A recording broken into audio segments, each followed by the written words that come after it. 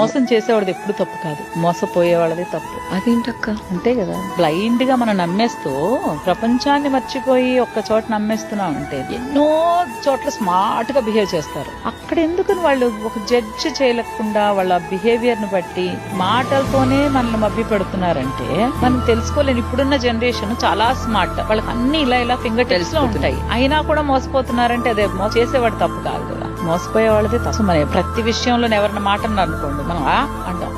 ఎక్కడ మాట్లాడాలి, ఎక్కడ అర్థం చేసుకోవాలి, ఎక్కడ కరెక్ట్ గా ఉండాలి అక్కడ మిస్ చేస్తాం. మోసపోవడం అనేది మన తప్పు, కానీ మోసం చేసే వాళ్ళు మాత్రం క్షమించు.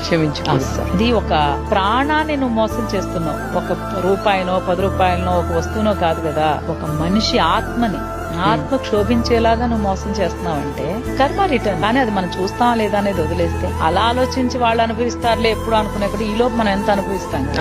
అది అవసరం లేదు కదా, మనం ఒక్కళ్ళమే బాధపడేది కదా, మన చుట్టూ ఉన్న ఫ్యామిలీ మొత్తానికి ఎఫెక్ట్ అవుతుంది.